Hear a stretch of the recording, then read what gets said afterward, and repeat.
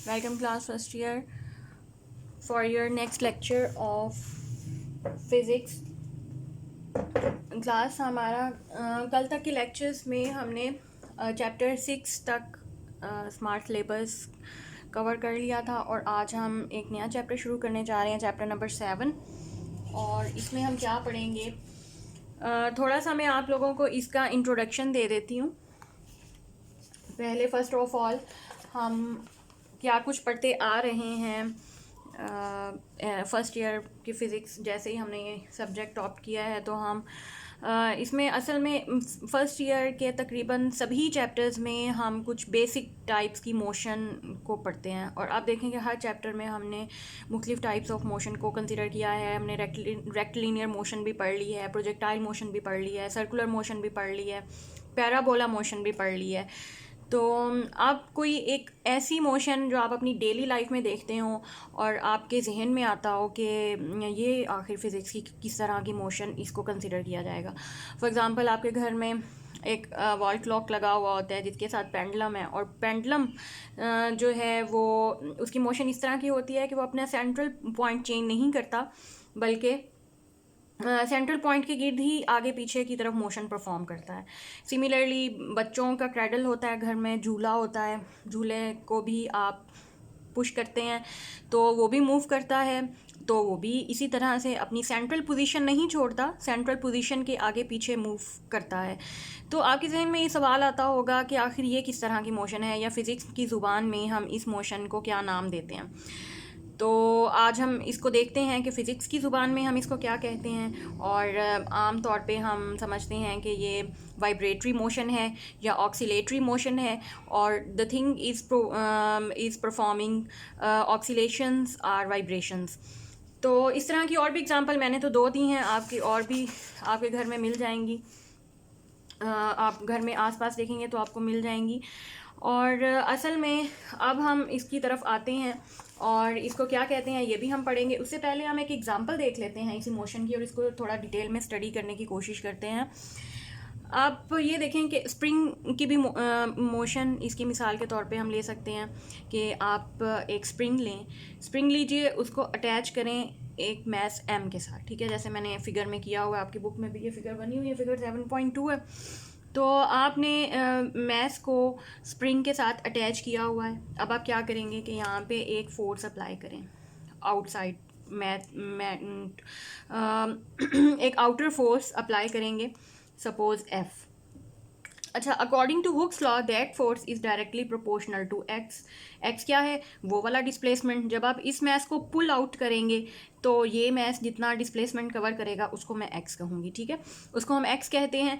तो सिमिलरली मतलब ये फोर्स जो आपने अप्लाई की है that is F is equal to F is proportional to x. और हुक्स लॉ ये कहता है कि ये फोर्स एक्स के प्रोपोर्शनल होगी, और ये हुक्स लॉ ही कहता है कि F is equal to k x है, where k is the constant of the spring and x is the display through which the mass has been displaced. ये वो वाला डिस्टेंस है जितना मैस ने कवर किया।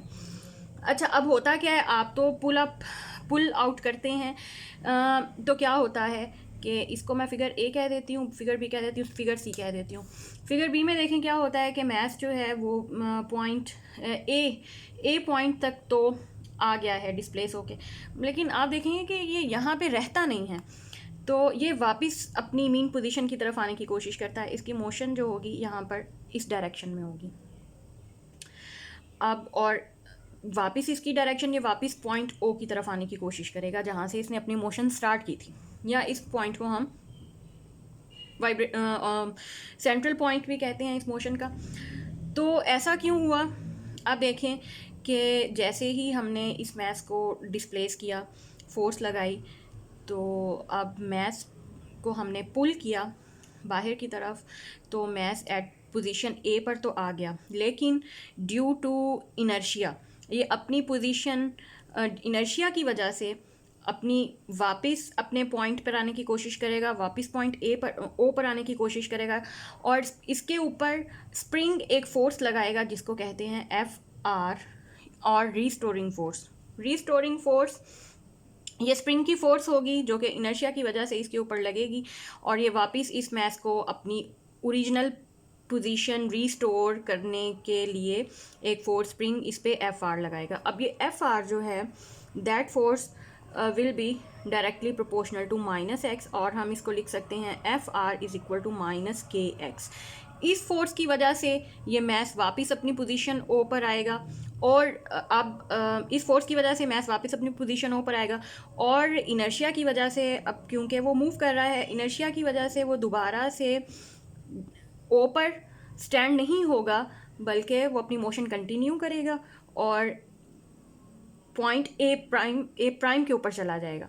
अब ए प्राइम के ऊपर जब आपका मैस ए प्राइम पर आ जाता है, यहाँ पे अगेन एक फोर्स लगेगी जो कि इसको वापस रीस्टोर करने के लिए वर्क करेगी, और ये फोर्स जो है इस मैस को पोजीशन पॉइंट ओ पर रिस्टोर करेगी। तो ये मैस अब दोबारा से फिर मूव करेगा, बट ओ पे स्टे नहीं करेगा, ड्यू टू इनर्शिया अपनी मोशन कंटिन्यू करेगा और पॉइंट ए तक पहुंचेगा, फिर पॉइंट ओ तक पहुंचेगा, फिर पॉइंट ए प्राइम, और इसी तरह से ये मोशन कंटिन्यू रहेगी। और आपको नज़र आएगा कि जैसे ये मैस जो है इस ओ पोजीशन के गिर टू एंड फ्रो मूव करना शुरू कर देगा और ऑक्सीलेशंस परफॉर्म करना शुरू कर देगा। इसी पॉइंट ओ के गिर कभी ये पॉइंट ए पे आएगा, फिर ओ पे आएगा, लेकिन यहाँ स्टे नहीं करेगा, ए प्राइम पे आएगा, फिर ओ पे आएगा, फिर ए पे, एंड सो ऑन, और ये इसी तरह से ये मोशन कंटिन्यू रहेगी। तो इस मोशन को, जिसमें फोर्स जो है इस मैस कोई रिस्टोरिंग फोर्स अप्लाई होती है और डायरेक्टली प्रोपोर्शनल होती है। अब इस रिस्टोरिंग फोर्स की वजह से इस मैस स्प्रिंग सिस्टम में एक्सेलरेशन प्रोड्यूस होगा।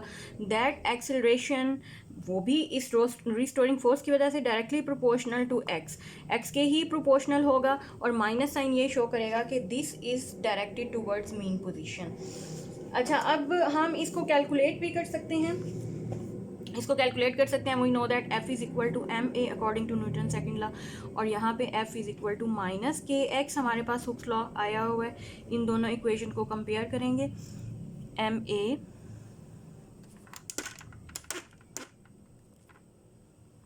इक्वल्स टू -kx, और यहाँ से एक्सेलरेशन की वैल्यू निकालेंगे -k/m इंटू एक्स, और के स्प्रिंग कांस्टेंट है, मैस भी कांस्टेंट है, तो इसको हम constant quantity as a constant quantity treat करते हुए ये लिख सकते हैं is directly proportional to -x। तो any type of motion in which acceleration is directed towards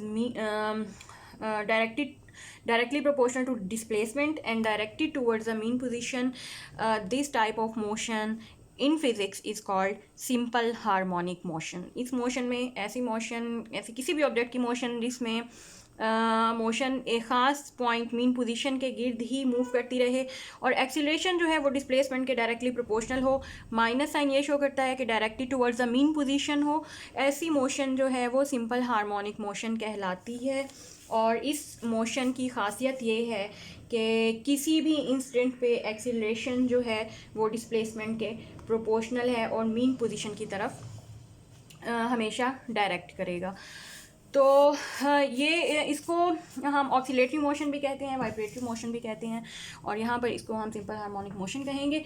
अब हम देखते हैं कि इसकी कुछ और प्रॉपर्टीज़ पढ़ते हैं कि सिंपल हार्मोनिक मोशन में हम डिस्प्लेसमेंट को, और डिस्प्लेसमेंट क्या होता है, सिंपल हार्मोनिक मोशन की कुछ करैक्टरिस्टिक्स जो पढ़ना बहुत ज़रूरी है, इनिशियली डेफिनेशंस भी आप कह सकते हैं।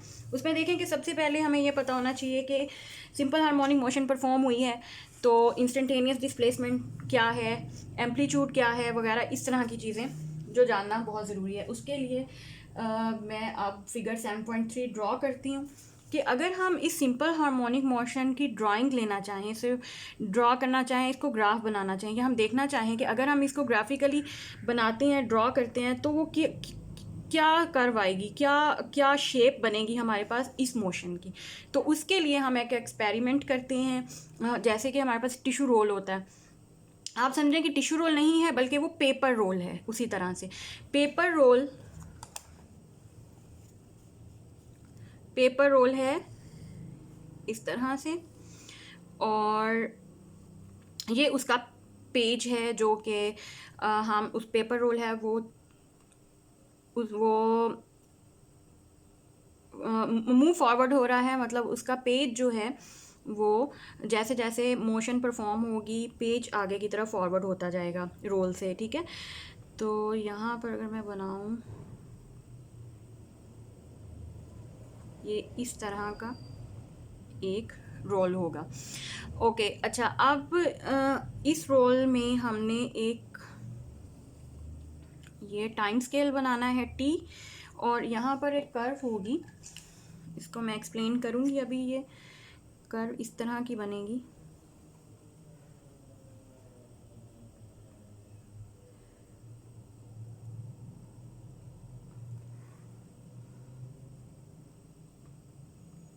और ये कर्व है, और ये किसने ड्रॉ की है? हमारे पास इसी तरह से एक मैथ स्प्रिंग सिस्टम था। इस मैथ के साथ एक पॉइंटर लगा हुआ है, पॉइंटर है रेड कलर का। रेड कलर के पॉइंटर ने इस पेज के ऊपर जैसे ही इस रोलिंग पेज के ऊपर मूव करना शुरू किया, इस रोलिंग पेज ने मूव करना शुरू किया, पॉइंटर ने ऊपर नीचे to and fro motion perform की। क्यों? क्योंकि यहाँ पे लगा हुआ है एक mass spring system, mass spring system attach है। और अब आपको इस सिस्टम की समझ आएगी कि ये मैथ स्प्रिंग सिस्टम, इस मैथ को मैंने नीचे की तरफ एक्सटेंड किया और छोड़ दिया। जैसे ही मैंने इसको पुल किया तो ये इसने मोशन परफॉर्म की। कैसे? टू एंड फ्रो, ऐसे टू एंड फ्रो। और इसके आगे ये पेपर रोल था, ये चलता रहा। अब टू एंड फ्रो मोशन थी, तो ये इसने इसके साथ एक रेड पॉइंटर, हम समझेंगे कि इसके साथ एक रेड पॉइंटर लगा हुआ है जो कि इस फिगर को ड्रॉ करता जा रहा है। जैसे जैसे मैथ की मूवमेंट ऊपर नीचे होती जा रही है, पॉइंटर इसकी मोशन को ड्रॉ करता जा रहा है। और जैसे ही आप थोड़ी देर बाद इसकी मोशन देखते हैं तो पेज के ऊपर आपको एक कर्व नज़र आएगी रेड कलर की, जो यहाँ पे नज़र आई हुई है। और इसको मैं अब नाम देती हूँ इस कलर के इसके मुख्तलिफ ये पॉइंट्स का A, B, C, D, E, F, ये कुछ पॉइंट्स हैं, we have to study them, H। और ये टाइम स्केल के साथ ये चलता रहेगा। This is movement of paper. और ये फिगर मैंने 7.3 बनाई है। इसमें देखें कि आप ये देखें, समझिए कि हमने सिंपल हार्मोनिक मोशन को, हमें मैथ स्प्रिंग सिस्टम में मैथ ऊपर नीचे की तरफ ऑक्सीलेट करता हुआ तो नज़र आ रहा था, but we literally don't know about the motion के मोशन किस तरह की होगी, किस शक्ल की होगी। उस शक्ल को देखने के लिए या उस कर्व को, उस ग्राफ को देखने के लिए हमने उस मोशन के सामने एक पेपर रोल चला दिया और उस मैथ के साथ एक रेड कलर का पॉइंटर अटैच कर दिया जिसने इस मोशन को ड्रॉ कर लिया। तो अब आई होप कि आपको समझ आ गया होगा कि कर्व हमारे पास कहाँ से आई है। अब ये सारी अरेंजमेंट आपके सामने है। इसमें हम देखें कि कुछ पॉइंट्स आपको मिलेंगे जो कि मीन पोजीशन, आप देखें कि कुछ पॉइंट्स आपको मिलेंगे जो कि अपनी मीन पोजीशन के ऊपर हैं, कुछ मीन पोजीशन से हट कर हैं। ठीक है, अब आपने सबसे पहले ये देखना है, the value of its distance from the mean position at any time is known as instantaneous displacement. अब यहाँ पे मैं पहले लिख देती हूँ what is instantaneous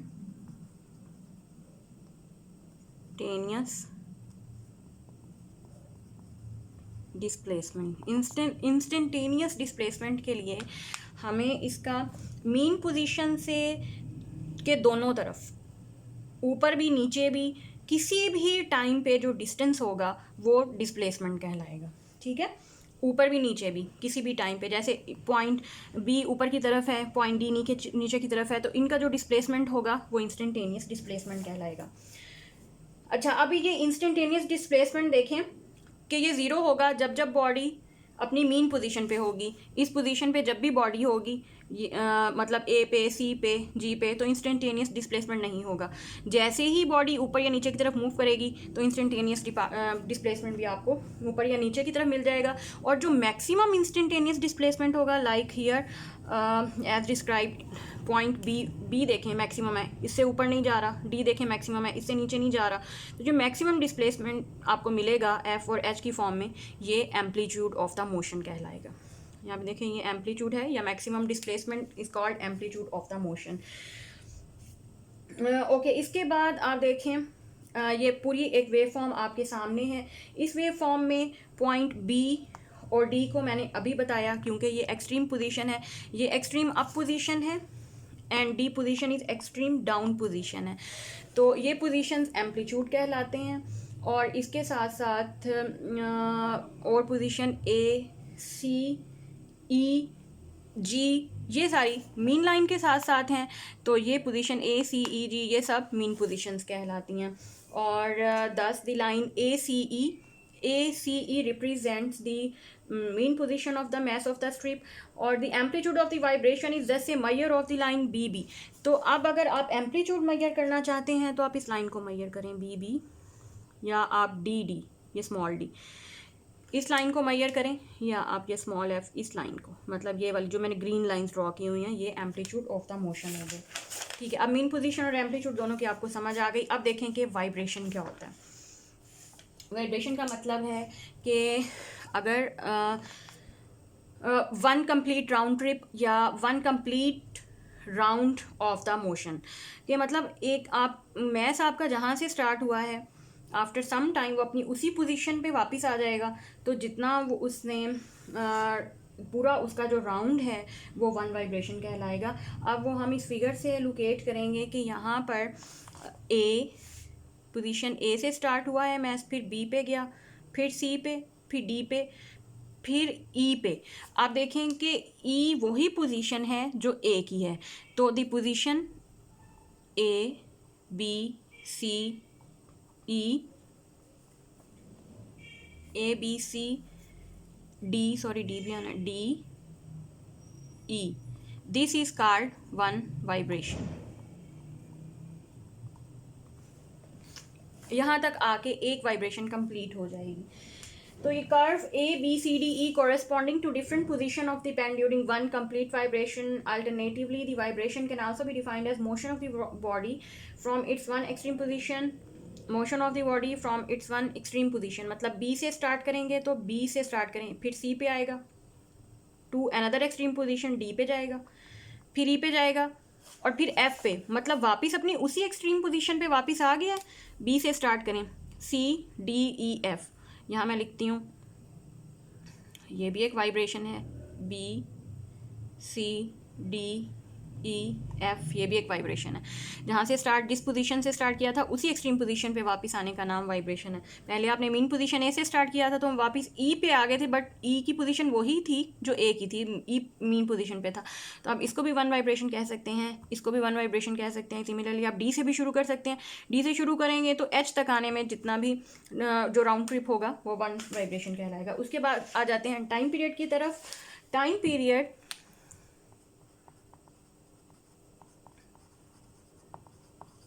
is defined as the time required to complete one vibration or one oscillation। अगर यही जो वाइब्रेटरी डिस्टेंस है टोटल आप जितने टाइम में कवर करेंगे वो वन टाइम पीरियड कहलाएगा। उसके बाद आ जाता है frequency.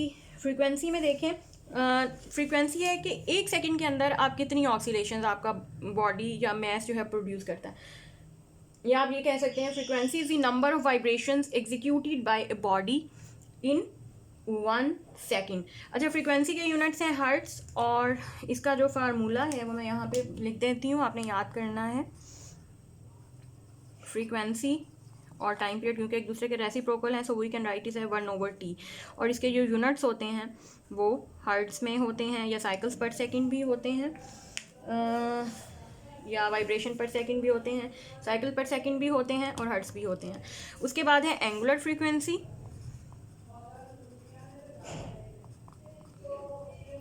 Angular frequency is defined as कि असल में angular frequency is a part of circular motion, क्योंकि ये देखिए इसको ओमेगा से रिप्रेजेंट कर सकते हैं, और सर्कुलर मोशन में आप ओमेगा को पढ़ते हैं कि ये वैल्यू है सर्कुलर या एंगुलर वेलोसिटी की, लेकिन यहाँ पर बेसिकली ये एंगुलर फ्रीक्वेंसी की टर्म में इस्तेमाल होता है। और इसका अगर हम लीनियर फ्रीक्वेंसी से रिलेशन देखें तो ओमेगा जो है ये 2π/T के बराबर होता है, या हम इसको कह सकते हैं 2πf के बराबर होता है। तो इस तरह से हम इसकी मतलब अपने लीनियर फ्रीक्वेंसी के साथ साथ अपने सिस्टम की एंगुलर फ्रीक्वेंसी भी मेजर कर सकते हैं। तो